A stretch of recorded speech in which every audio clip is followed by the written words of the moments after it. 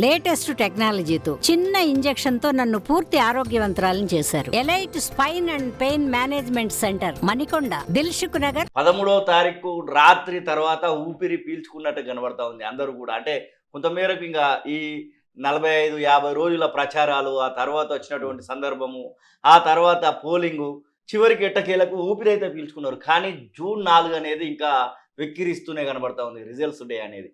ఎట్లా ఉంటుంది అనుకుంటున్నారు? That is a beautiful day. యాక్చువల్గా రిజల్ట్స్ అనేవి మనము పడ్డ శ్రమకు ఎంత మేరకు ఫలితం వచ్చిందనేది. అది ప్రజాస్వామ్య దినం నా దృష్టిలో. ఇంకా మ్యాండేట్ ఎట్లా వచ్చినా అది మనం అంగీకరించాల్సిన దినం. సో 13th వరకు కొట్లాడుకున్నాం. అవును, దట్స్ ద ఎండ్ ప్రాసెస్. ఇప్పుడు ప్రజలు ఇచ్చిన తీర్పు ఈవీఎంలలో బందీగా ఉన్నది. అది రేపు విడుదలతోనే నాయకులను పుట్టిస్తుంది. అది సో దాని కొరకు వెయిట్ చేయాల్సింది. దేశంలో కూడా పెద్ద ఎత్తున చర్చ జరుగుతున్నది. ప్రభుత్వ వ్యతిరేక ఓటు, కాంగ్రెస్, ఇతర ఎన్డీఏ కూటమి. కానీ ఇక్కడ తెలంగాణలో మొదటి నుంచి అనుకుంటున్నట్టుగానే బీఆర్ఎస్ డిక్లైన్ అనేది కొంత జనానికి కన్ఫ్యూజన్ క్రియేట్ చేసింది. ఎటువైపు ఇప్పుడు మా ముఖ్యమంత్రి గారు కూడా తన అంచనాతో చెప్పిండ్రు. అంటే బీఆర్ఎస్ పెర్ఫార్మెన్స్ని బట్టి కాంగ్రెస్ సీట్లు పెరుగుతాయా తగ్గుతాయనే అంశాన్ని చాలామంది డిఫరెంట్గా తీసుకుంటుండ్రు. కానీ ప్రతి ప్రాంతంలో సెకండ్ హైయెస్ట్ పార్టీగా ఉన్న పార్టీ థర్డ్కి వెళ్ళిపోవడం, అది టిల్ట్. మేము కాంగ్రెస్ పార్టీకే ఎక్కువైంది అంటున్నాం. న్యాచురల్గా బీజేపీ వాళ్ళు మాకే వచ్చింది యాంటీ గవర్నమెంట్ ఓటు అనేది జాతీయ స్థాయిలో జరుగుతున్న ఎన్నికలు.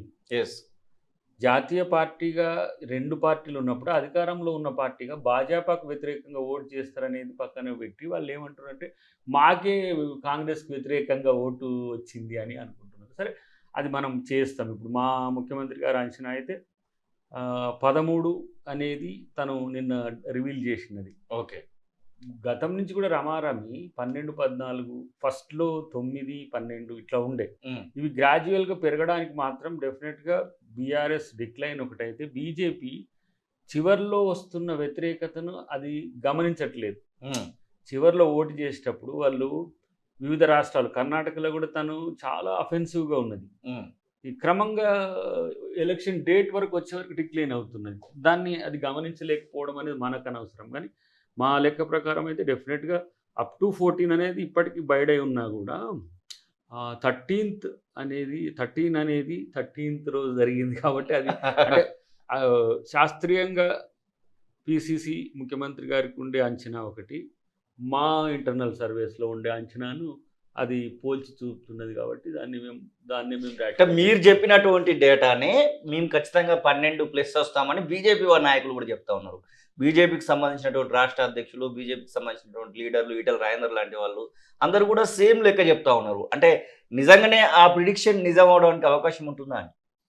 ఇప్పుడు అంటే కొన్ని విషయాలు ఇప్పుడు చెప్పడం అనేది ప్రిమాచ్యూర్గా ఉంటుంది, కొంత ఇబ్బందికరంగా ఉంటుంది. కానీ కీన్ కంటెస్ట్ కానీ, ట్రయాంగిల్ కంటెస్ట్ కానీ, సింగిల్గా వచ్చే సీట్లలో మాకు అంచనా ఉంది.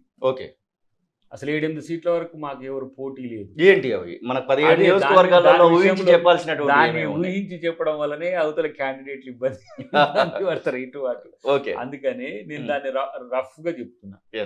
7-8 ఈజీగా వస్తాయి. ఒక 5 కంటెస్ట్ ఉంటుంది. ఓకే, కంటెస్ట్లో కాంగ్రెస్ ప్రో కంటెస్ట్ ఉంది. ఓకే, అది ట్రయాంగిల్ ఉండొచ్చు అంటారా? లేకపోతే ట్రయాంగిల్ ఉన్నాయి, కీన్ కంటెస్ట్ అవుతుంది. ఓకే, లైక్ మెదక్ లాంటియో సంథింగ్ అట్లా కొన్ని ఉంటాయి. అట్లా ఎగ్జాంపుల్ చెప్తున్నా. సో రమారమి యాంటీ స్టేట్ గవర్నమెంట్ అనే అంచనాను మాత్రం ప్రజలు తిరస్కరించింది. ఓకే, బీజేపీ తాను జాతీయ స్థాయిలో క్రమేపీ పెరుగుతున్న వ్యతిరేకత తెలంగాణలో కూడా దాని ప్రభావం చూపించింది.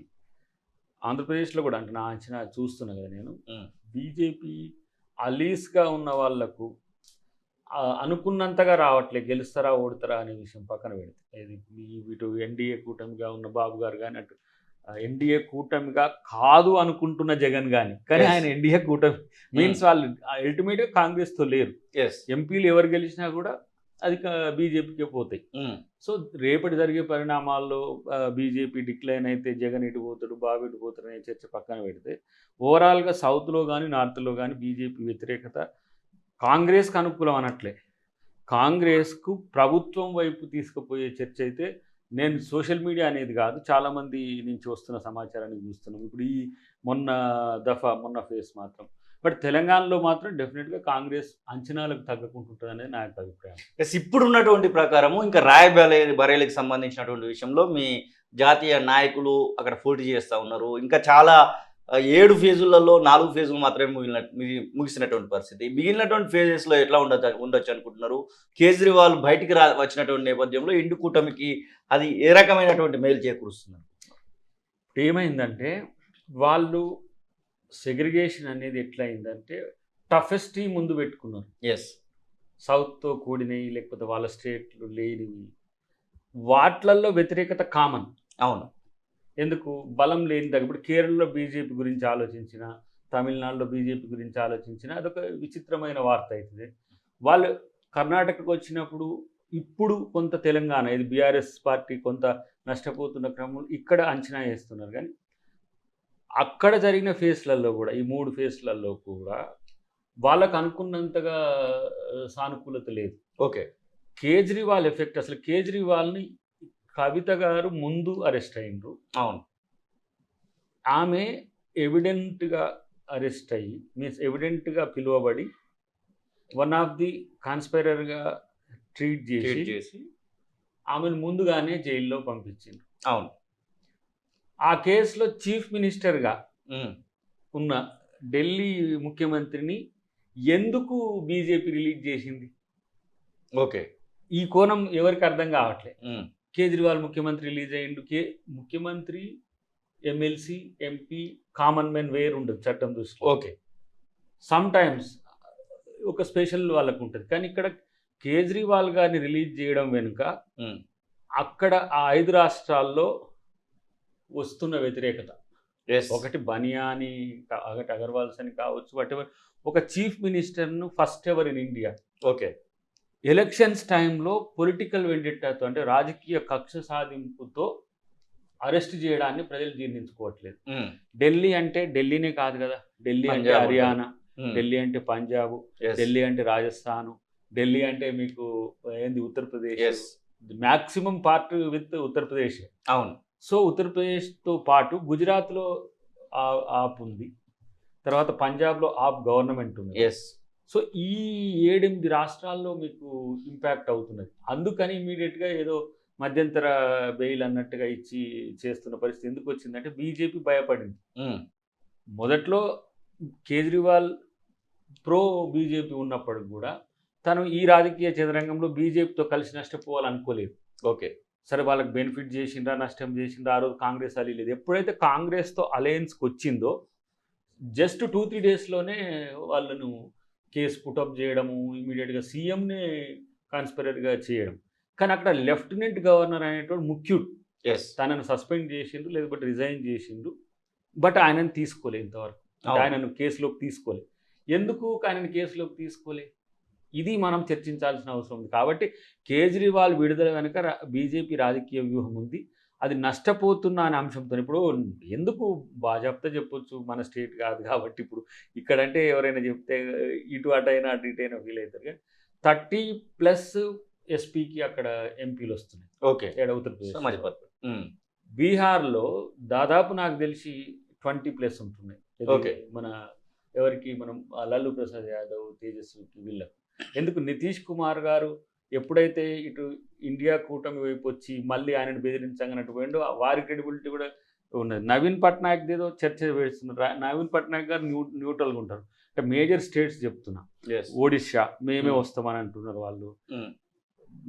ఇది మధ్యప్రదేశ్ మొన్న ముఖ్యమంత్రి అయిన వాళ్ళు, ఇది బీజేపీ మధ్యప్రదేశ్, ఛత్తీస్గఢ్ వేగంగా కాంగ్రెస్ వైపు అడుగులు ప్రజలు వేస్తున్నారు. ఇక్కడ కనుక ఈ మేజర్ స్టేట్స్ కనుక డిక్లైన్ అయితే బీజేపీకి 150 నుంచి 180, నేను మొన్న దానికి 180 నుంచి 220 అనే చర్చ పెడుతుంది. కానీ ఈ 3 ఫేసెస్ తర్వాత వాళ్ళు తగ్గుతున్న తీరు చూసినాక కేజ్రీవాల్ విడుదలైంది. వాళ్ళ మాటల్లో డిఫెన్స్ ఉన్నది, వాళ్ళ చేతల్లో డిఫెన్స్ ఉన్నది. ప్రధానమంత్రి గారు నేరుగా జాతీయ మీడియాతో పాటు లోకల్ మీడియాతో కూడా చర్చలు పెట్టేసి ప్రెస్ మీట్లు ఇవ్వడము ఇవంతా జరుగుతున్నది. ఎందుకంటే పాలకుడు దిగొస్తాడు ఎప్పుడు అని అంటే ప్రజల్లో వ్యతిరేకత వచ్చినప్పుడు అనేది మా అంచనా. డెఫినెట్గా ప్రజలు వ్యతిరేకతతో ఉన్న ప్రజలు ఓట్ చేస్తుండ్రని మనం అనుకుంటాం. బట్ చూడాలి మీరు అన్నట్టు. ఎస్, రేవంత్ రెడ్డి ఇప్పుడు పాలన పైన దృష్టి పెట్టాల్సినటువంటి అవసరం వచ్చింది. వచ్చేటువంటిది వర్షాకాలము. ఈ ఎండాకాలంలో ఎంతో కొంత వాటర్కి సంబంధించినటువంటి ఇబ్బందులు తలెత్తున్నటువంటి సందర్భం అయితే కనబడతా ఉంది. ఇక పోలింగ్ ముగిసింది, ప్రజాపాలన అని చెప్పారు, పాలన పైన దృష్టి పెట్టాలి అన్నటువంటి మాట నిన్న నుంచే మొదలైంది. ప్రజాస్వామికవాదుల నుంచి కొంతమంది మానవ హక్కులకు సంబంధించినటువంటి వాళ్ళు కొంతమంది మాట్లాడుతూ ఉన్నారు. ముఖ్యంగా వారి కోసమని ఏదైనా చేయబోతున్నారు అంటే ముఖ్యంగా ఇక్కడ ఉన్నటువంటి పరిస్థితుల దృష్ట్యా వచ్చేటువంటి వర్షాకాలాన్ని దృష్టిలో పెట్టుకొని ఏదైనా పాలన పైన దృష్టి పెట్టదలుచుకున్నారు, లేదు అంటే June 4 కనుక ఇలానే కొనసాగే అవకాశం ఉంటుంది. ఇప్పుడు మాన్సూన్ ఎంటర్ అనేది month ending, almost all 15 days ఉంది. మనకు 15 days గాడుపులతో కూడిన ఎండ ఉంటుంది.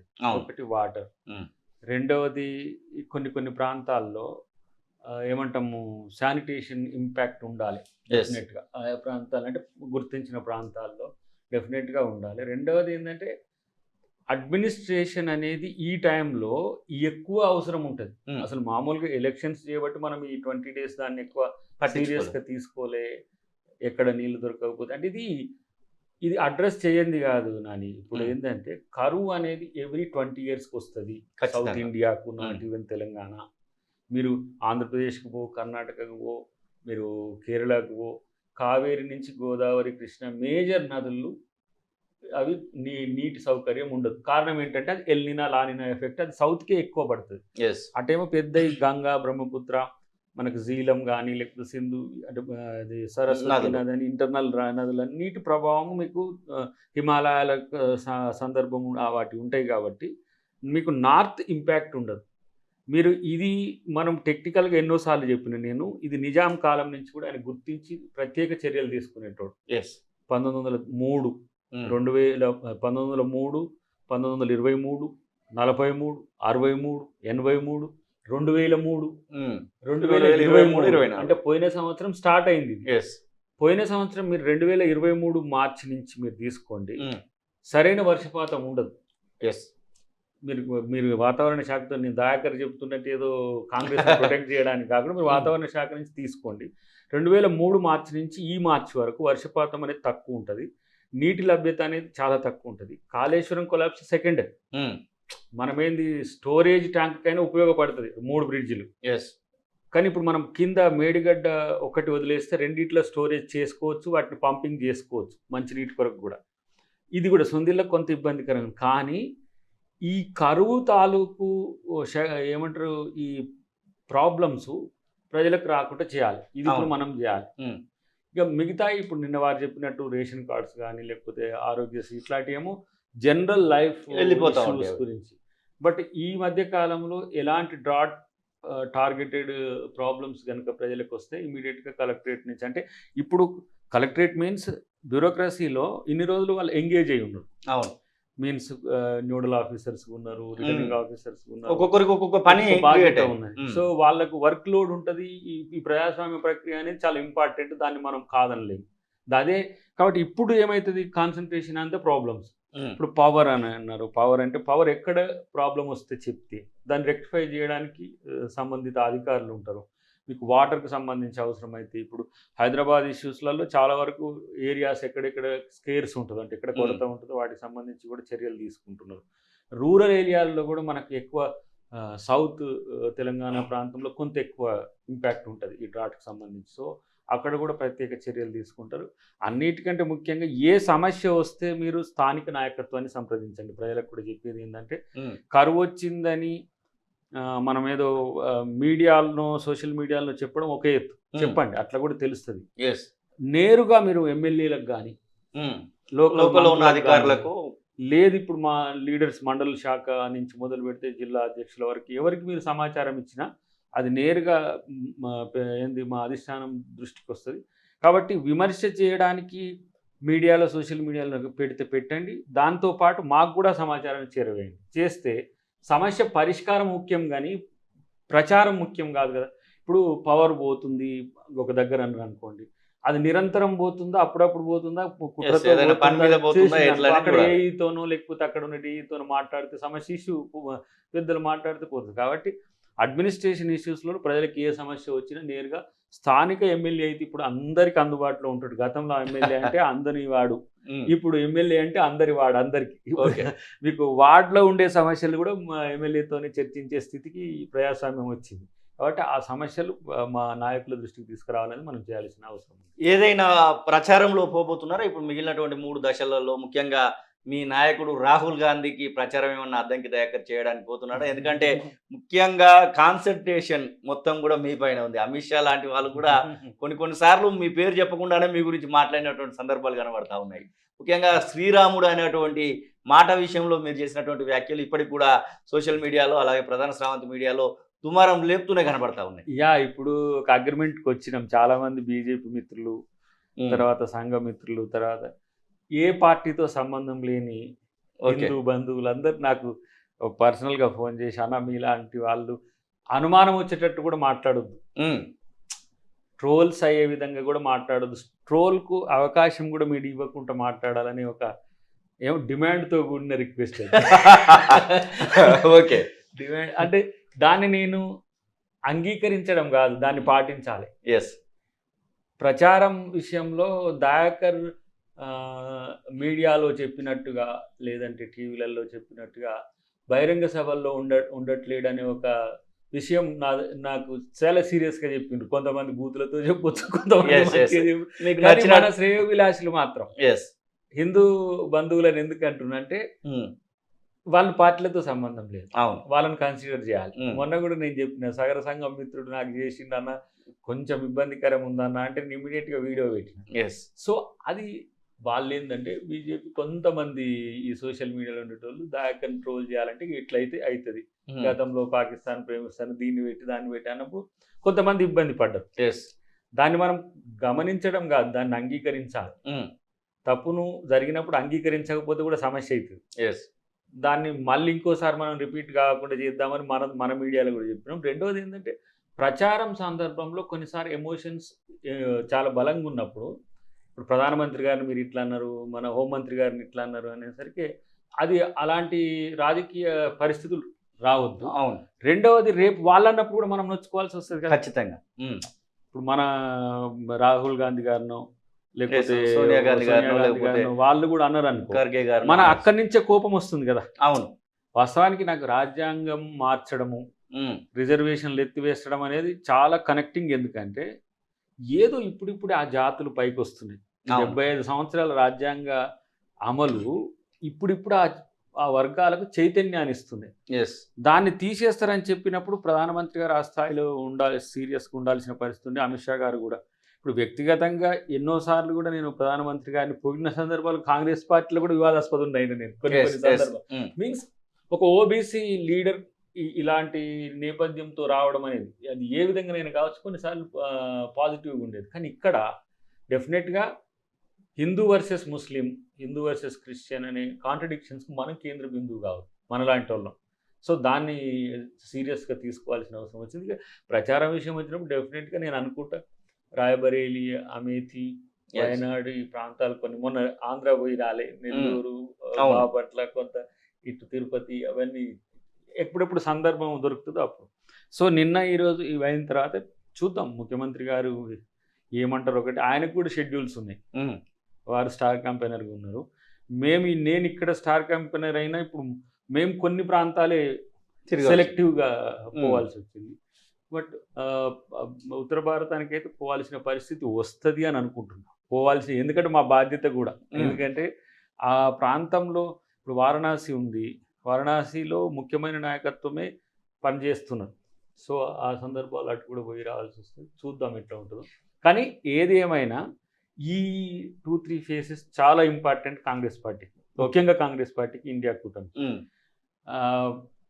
ఇవి గనక అఫెన్సివ్గా రాగలిగితే ఒక మిత్రుడు, ఒక పెద్ద ఆయన మిత్రుడు కాదు, ఆల్మోస్ట్ ఆల్ మీరు 200 దాటుతారు. కాబట్టి మీ రాహుల్ గాంధీ గారు కానీ, మీ ముఖ్యమంత్రి గారు కానీ, మీ మల్లికార్జున ఖర్గే గారు కానీ వీటిని కోఆర్డినేట్ చేసుకోవడంలో మంచి పాత్ర పోషిస్తే మిగతా అలయన్స్లో ఆటోమేటిక్గా వస్తాయి. కానీ ఈ ఆశ డెఫినెట్గా ఏ రాజకీయ పార్టీకైనా ఉంటుంది. కానీ మీరు చూడండి, అప్పటి నుంచి రిజర్వేషన్ల మీద చర్చ జరిగింది.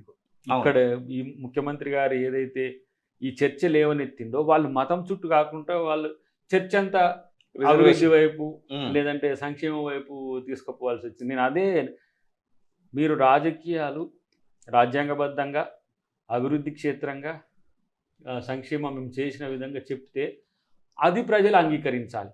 లేకపోతే మనము రాముని వల్ల లేకపోతే అల్లా వల్ల అని ఇప్పుడు ఓల్డ్ సిటీలో నిన్న సోదరి కొట్లాడుతూ ఉంది మాది, ఆ పరిస్థితి రాకూడదు. ఎందుకు ఆ మాట అంటున్నా, హిందూ అయినా ముస్లిం అయినా డిఫెన్స్ నుంచి రావద్దు, అందరికి ఈక్వల్ ప్రయారిటీ ఉన్నది. అక్కడ తను ఒక రకంగా లిటరల్గా ఫైట్ చేస్తున్నది, ఎన్నికల ఫైట్ కంటే కూడా ఒక ఫిజికల్ ఫైట్ చేస్తున్నది. అది ఈ రాజకీయాలు ఎవరు కోరుకుంటారు? నేను అంటున్నది అది. ఇప్పుడు ఏమంటాం, కాంగ్రెస్ పార్టీ వస్తే ఏదో ముస్లింలకు అనుకూలంగా లేకపోతే క్రిస్టియన్స్కి అనుకూలంగా, బీజేపీ వస్తే ఏమంటారు హిందువులకు అనుకూలంగా ఉండదు. బీజేపీ వచ్చినా హిందువులకు ముస్లింలకు క్రిస్టియన్స్కి చేయాల్సిందే. నేను చెప్పిన కూడా అరుణాచల్ ప్రదేశ్ నుంచి నార్త్ ఈస్ట్ మొత్తం వాళ్ళు బైబిల్ పంచుకుంటూ పోయిండ్రు. అవును, ఏ బీజేపీ పార్టీ మేము ఈ మా విధానం ఇది, మేము జీసస్కి వ్యతిరేకం కాకుండా అని. మన దాంట్లో చూసిన మీరు ట్రోల్స్ నేను చూడలేదు, జై జీసస్ అనేది పెట్టిండ్రు దాంట్లో, దాంట్లో పోయినట్టు. అంటే దయాకర్ జీసస్ అంటుండంటే క్రిస్టియన్. మరి పోయినసారి పాకిస్తాన్ ప్రేమికుని చేసిండ్రు, ఇప్పటికి దయాఖాను ఏంది క్రిస్టియన్, జై జీసస్ కాదు, దయాకర్ మనిషి, మానవత్వం కొరకు కొట్లాడతారు. నేను హిందూగా ఉంటా ఎందుకంటే నా my life with Hindu. My dad, ఇప్పుడు చెప్పినగా చాలా మంది చెప్పిన, మా డాడ్ పేరు రామలక్ష్మయ్య, మా ఆవిడ పేరు నాగమణి. వాళ్ళైతే బంజారాలో సేవ్యాసాద్ కల్చరల్, ఆయననే దేవుడు, ఆయననే మా తాతగారు అంటే ముత్తాత గారు. ఆయన నా ఎలక్షన్స్ కూడా వచ్చిండు అప్పుడు 2014. వాళ్ళు కల్ట్ హిందూ ఫ్యామిలీ నేను చేసుకున్నది.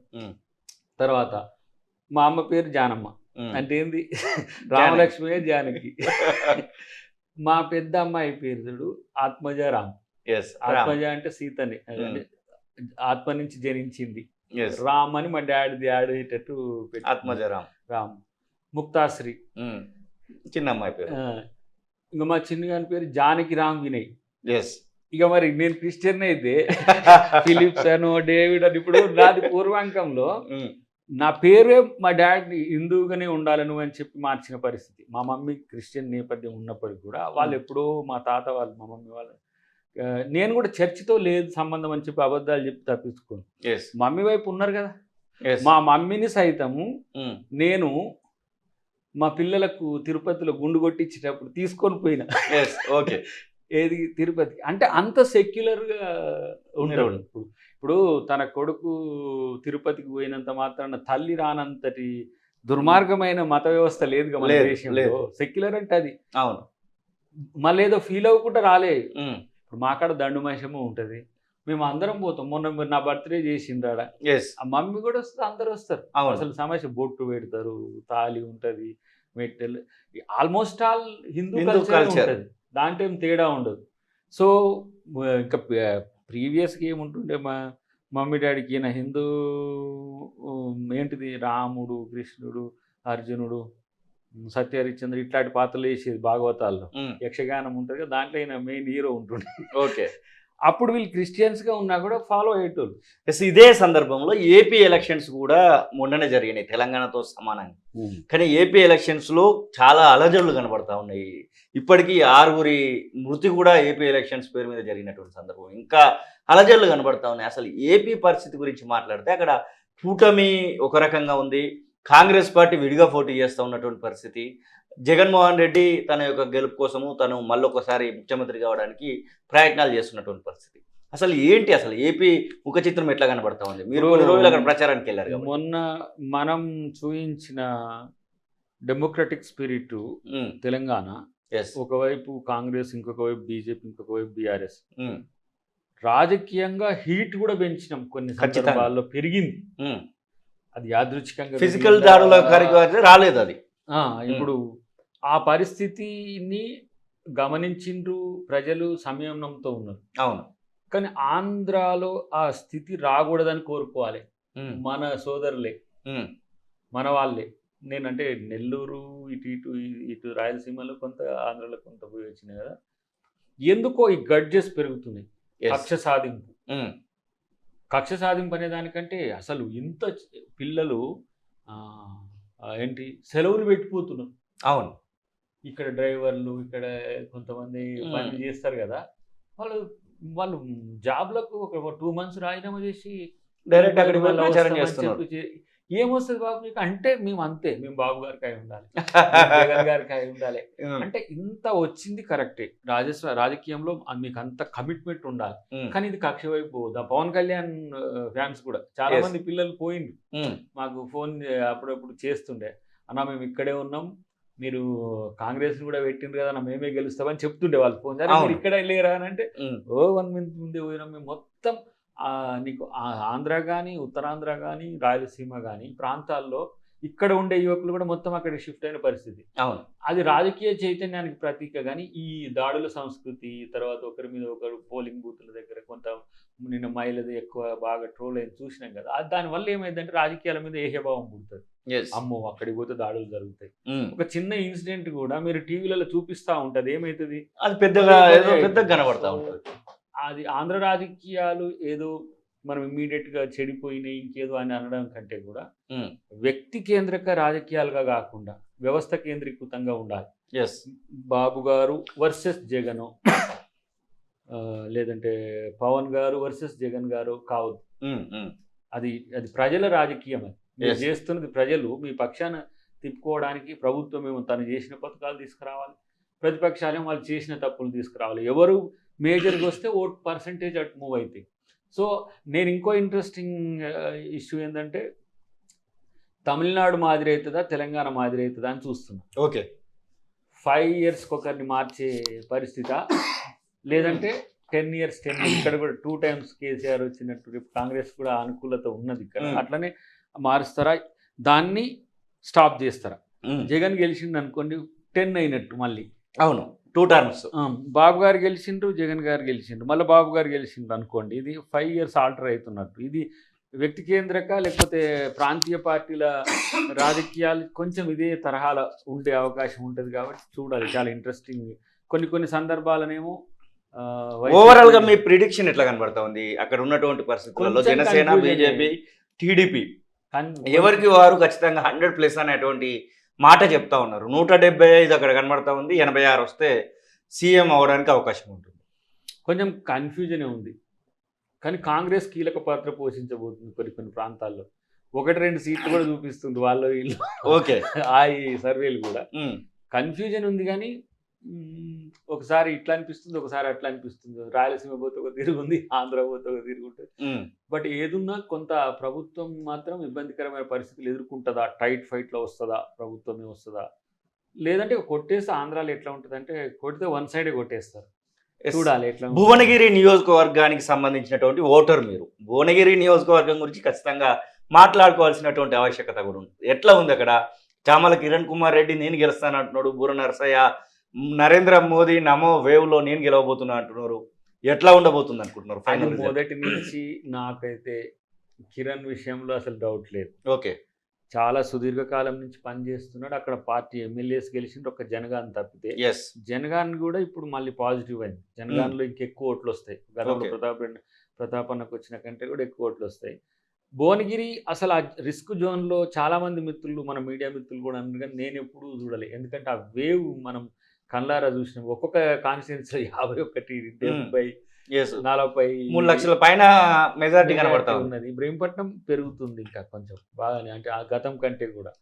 సో అది పెద్ద సమస్యగానైతే ఉండదు. నల్గొండ కూడా ఆల్మోస్ట్ వాళ్ళిద్దరు యంగ్స్టర్స్, నల్గొండ జిల్లా నుంచి న్యూ యంగ్స్టర్స్ ఎంపీలు కాబోతున్నాయి. నాకు ప్రత్యేకం, నేను ఇటు పోకుంటే ఇటు తిరుక్కుంటూ వచ్చినా, ఇటు పోయి ఇటు తిరుక్కుంటూ వచ్చిన చూసినట్టే మన వాళ్ళని మిత్రులను కనుక్కునేటప్పుడు కూడా నల్గొండ, ఉమ్మడి నల్గొండ జిల్లాలో ఉన్న 2 ఎంపీ సీట్లు కూడా మంచి మెజారిటీతో నూతన నాయకత్వాన్ని మన తెలంగాణకి ఇస్తారని నేను అనుకుంటున్నాను. అద్దంకి దయాకర్ పరిస్థితి ఏంటి అనేటువంటి ప్రశ్న మళ్ళీ తలెత్తడానికి వస్తుంది. ఎందుకంటే అన్నీ అయిపోయినాయి, ఎలక్షన్స్ అయిపోయినాయి, మళ్ళీ తర్వాత అధికారంలోకి వచ్చిర్రు, తర్వాత 130-140 రోజులు కావస్తుంది. ఎంపీ ఎలక్షన్స్ అనుకుంటే అవి కూడా పూర్తయినటువంటి పరిస్థితి. వాట్ అబౌట్ అసలు ఏంటి అద్దంకి దయాకర్కి ఏం జరగబోతుంది, అద్దంకి దయాకర్ని ఏ స్థానంలో చూడబోతున్నాం అనేటువంటి ప్రశ్న కూడా తలెత్తుతుంది. At the same time Addanki దయాకర్కి ఏదైనా పదవి ఉంటే ఈ ట్రోలర్స్ అయినా కానివ్వండి వీళ్ళకి కొంచెం భయం ఉంటుంది అనేటువంటి ఒక అది కూడా వినబడతా ఉంది. ఇప్పుడు ట్రోలర్స్ కొరకు భయపడనక్కర్లే, ట్రోలర్స్ కూడా తప్పు చేస్తే ట్రోల్ చేసుకోండి, అదే పెద్ద సమస్య కూడా కాదు. లేనిది ట్రోల్ చేయకండి, ఓకే అబద్ధాన్ని ఏదో మనం రాము క్రియేట్ చేయాల్సిన అవసరం అట్లా క్రియేట్ చేయకండి. మిస్టేక్ జరుగుతుంది కదా సంథింగ్. ఇప్పుడు పర్టికులర్గా ఎందుకు నాని, అమిత్ షా గారు హోంమంత్రి, వారిని మీరు అట్లా మాట్లాడేది లేకుండే నాకు వచ్చిన విమర్శలు చెప్తున్నా. వాళ్ళు మనం రిసీవ్ చేసుకొని మనం రిడ్రెస్ చేసుకుని మోదీ గారిని మీరు ప్రధానమంత్రి స్థాయి వ్యక్తిని మీరు అనొచ్చండి. ఎస్, ప్రధానమంత్రి స్థాయి వ్యక్తి అద్దంకి దయాకర్ కాడు. కాబట్టి మనం రాజకీయ నాయకులమైనప్పటికి కూడా ఆ విషయాలు రెండింటిని వ్యక్తిగతంగా విమర్శించే విషయంలో మనం కానీ రాముని దయాకర్ తిట్టిండు, హిందువుల వ్యతిరేక వీడియో మొత్తం చూడండి. అవును, నేనేమంటున్నంటే ఆయనకి చిన్న పెద్ద అయితే నన్ను గన్నోడే మా రాముడు కదా, మా అయ్యే కదా, నా ఇంట్లోనే ఉండే. సో అట్లా చేయకండి. ట్రోల్ చేసుకుంటే తప్పు జరిగినప్పుడు డెఫినెట్గా ఒక సందర్భము అటువైపు ఎక్కువ అన్న కూడా ఏం నష్టం లేదు. కానీ పదవితో వీటిని ఆపమని కూడా కాదు. పదవి విషయంలో ముఖ్యమంత్రి గారు పదే పదే దాన్ని ఇన్సిస్ట్ చేస్తున్నారు. మంచి పదవి మంచి పదవి అనేది మొన్న కూడా సిద్దిపేటలో చేసింది. వారు నాకు ఇచ్చిన గౌరవం అనుకుంటే ఆయన గొప్పతనం అది. అవును, ముఖ్యమంత్రి స్థాయిలో ఉండి దయాకర్ నేను దయాకర్ వేరు కానీ నిజంగా కూడా నేనేమనుకుంటా తెలుసా, ఇప్పుడు ఉత్తమ్ గారు నాకేం వ్యతిరేకం కాదు, భట్టి గారు వ్యతిరేకం కాదు, వెంకటరెడ్డి గారు నా కొరకు పనిచేసిన ఆయన ఇంకా మాసం 2014-18లో వీళ్ళు ఆ స్థాయి నాయకులన్నా ఉన్న రేవంత్ గారితో నాకున్నది వేరు. ఓకే, గతం నుంచి కూడా ఉన్నది వేరు. ఆయన నన్ను ఓన్ చేసుకునే తీరు అట్లా ఉంటుంది. ఇప్పుడు ఆ సగం ముఖ్యమంత్రి అన్న కాంచి సమస్య నాకు వచ్చి పడ్డది. ఇప్పుడు ఇదొక పెద్ద ఏంది ముఖ్యమంత్రి గారు నిన్ను ఇట్లా గౌరవిస్తారంటే గౌరవం కాదు, ప్రజలు ఇచ్చిన గౌరవాన్ని ఆయన అందరికి పంచుతున్నాడు. ఇప్పుడు నా తర్వాత ముఖ్యమంత్రిగా కాగల అర్హత ఉన్న వ్యక్తి వెంకటరెడ్డి అని చెప్పారు. అరే జగ్గన్నేం తక్కువడా, జగ్గారెడ్డి గారు ఆయన మొత్తం పెత్తనం ముఖ్యమంత్రి కార్యం తనదే అని. ఎందుకు అని అంటే అదేదో బ్రహ్మ పదార్థము, నేనే గొప్పవాడిని, మీరేమో తక్కువ వాళ్ళు కాదని అందరికీ ఆయన గొప్పతనంతో అట్లా అంటున్నాడు. డెఫినెట్గా నాకు ఇచ్చే పదవి కోసం వెయిట్ చేయకుండా నేనేం చేయాలనే దాని దగ్గర ఇప్పుడు ఆలోచిస్తున్నాను. ఇప్పుడు ఫర్ ఎగ్జాంపుల్ నాని, ఇప్పుడు ఈ 5 months ఎలక్షన్స్ ఉన్నాయి, నడిచిపోయింది. ఇప్పుడు June 6 తర్వాత నేను ఇక పార్టీ కార్యక్రమాలు చేయాలంటే ప్రభుత్వంతో కూడిన కార్యక్రమాలు చేయాల్సి వస్తుంది, హోదాలు లేకపోతుండే సమస్య. ఇక మళ్ళీ దయాకర్కి ఎప్పుడు ఇచ్చిరని ప్రతి దానిలో పంచాయతీ. మరి ఏది మంచిగా ప్లాన్ చేసే అవకాశం ఉంది? ఉన్న పదవుల్లో దేన్ని మార్చి 2025 వరకు ఉన్నాయి కొన్ని పదవులు. అవును, ఆడ తర్వాత 26లో ఉన్నాయి. సో ఏ రకంగా నా సేవలను పార్టీ వినియోగించుకుంటుందో అదొకటి. రెండవది, నేను ఈ మధ్య కాలంలో ఈ ఓబీసీలను కొంచెం సమీకరించి మీన్స్ నాది లైఫ్ అంబిషన్ కాబట్టి చెప్తున్నా. ఇది ఆ ఖాళీ టైం కనుక దొరికితే SC/STతో పాటు బీసీల యొక్క రాజకీయ చైతన్యం ఏదైతే ఆధిపత్య కులాల్లో ఉన్న డెమోక్రాట్స్ని కూడా అది చేసే ప్రయత్నం చేస్తా. ఎందుకంటే చట్టసభలో రిజర్వేషన్లు అనేది ఒక కలగా ఓబీసీకి మిగిలిపోయిన క్రమంలో టైం మిగిలితే ఒకవేళ ముఖ్యమంత్రి గారు ఆదేశించి ఏదన్నా పదవి వస్తే మాత్రం మళ్ళీ దాన్ని ఇచ్చేసి వీళ్ళకి చేయాల్సి వస్తుంది. రెండవదిగా మూవీ అట్లనే పెండింగ్ ఉన్నది, సెన్సార్ కాలే, అది ఇయ్యలేదు సెంట్రల్ గవర్నమెంట్. అంటే ఏదో కొంత జాతీయ రాజకీయాల పట్ల ఉంది కాబట్టి ఎలక్షన్స్ ముందు అనేది ఇవ్వకపోవచ్చు దాన్ని. ఇక మిగతా కాలం అంతా కూడా పార్టీకి నా సర్వీసెస్ అయితే ఎప్పుడు ఉంటాయి కదా. మీడియా సర్వీసెస్ అనేది ఆల్వేస్, నేను ప్రధాన కార్యదర్శిగా ఉన్నా మీరు అధికార ప్రతినిధి చేస్తారు, నేను అధికార ప్రతినిధి ఉన్నా చేస్తారేమంటారు. మీడియా ప్రభుత్వం తన పథకాలు సంబంధించిన అంశాలని నిరంతరం ప్రజలకు చేరవేయడం ఒకటి. రెండవది, ప్రభుత్వంతో ఇప్పుడు మొన్న చెప్పినా కదా కొన్ని అంశాలు నా దృష్టికి వచ్చినాయన్నీ కూడా మంత్రులకు ముఖ్యమంత్రి దృష్టికి తీసుకుపోవడం, దాన్ని రెక్టిఫై చేయడం, ఇది కూడా మేజర్ పార్టీ అవుతుంది. కాబట్టి ఊకనే హామీలకు కొట్లాడి చివరగా కాంగ్రెస్ పార్టీ కంటే ఒక్క సీట్ ఎక్కువ వచ్చినా బీజేపీ పార్టీ ఇక్కడ ప్రభుత్వాన్ని కూల్చేస్తుంది అన్నటువంటి ఒక వాదన కూడా వినబడుతుంది. ముఖ్యంగా రాజకీయ విశ్లేషకులు మాట్లాడుతున్నటువంటి మాట ఇది. నిజంగానే అట్లాంటి పరిస్థితి వస్తే ప్రభుత్వం కూలడానికి అవకాశం ఒకవేళ వస్తే అసలు ఎలాంటి నిర్ణయాలు తీసుకోబోతున్నారు? నిర్మల నా కోపానికి కారణం ఏందో గమనించిన వాళ్ళు అమిత్ షా గారిని ఎస్, అనడం, తర్వాత ఈ కూల్చివేతల విషయమే కావచ్చు. ఇప్పుడు ఒక ముఖ్యమంత్రి మీద సోషల్ మీడియాలో వచ్చిన దాని మీద కేసు పెట్టేసి హోమ్ మినిస్ట్రీ ముఖ్యమంత్రి మీద కేసు పెడతారు. అయ్యో, ఎంత సిల్లీగా ఉంటుంది అది. National home ministry Telangana CM మీద ఐడబుల్ డిజిగ్నేషన్ అది. ఎస్, సీఎం ప్రజాస్వామ్య వ్యవస్థ మీద ప్రజలకు నమ్మకం పోయే ప్రక్రియ అది. కేజ్రీవాల్ గారిని అరెస్ట్ చేయడం కూడా. ఎస్, ఇప్పుడు లెఫ్టినెంట్ గవర్నర్ అల్టిమేట్ డిసిషన్ మేకర్ని వదిలేసి మీరు కేజ్రీవాల్ గారి మీద పడ్డారు. మళ్ళీ అంతకంటే ముందు అరెస్ట్ అయిన కవిత గారిని మళ్ళీ వదలలే. మళ్ళీ మీ రాజకీయాల కొరకు వదిలి, రాజకీయాల కోసం ప్రభుత్వాన్ని వాడకండి. ఎస్, ఏకాఏకి హోమ్ మినిస్ట్రీ కేసు పెడుతుంది ఒక ముఖ్యమంత్రి మీద, సమన్స్ ఇష్యూ చేస్తుంది, మీరు రావాలంటది.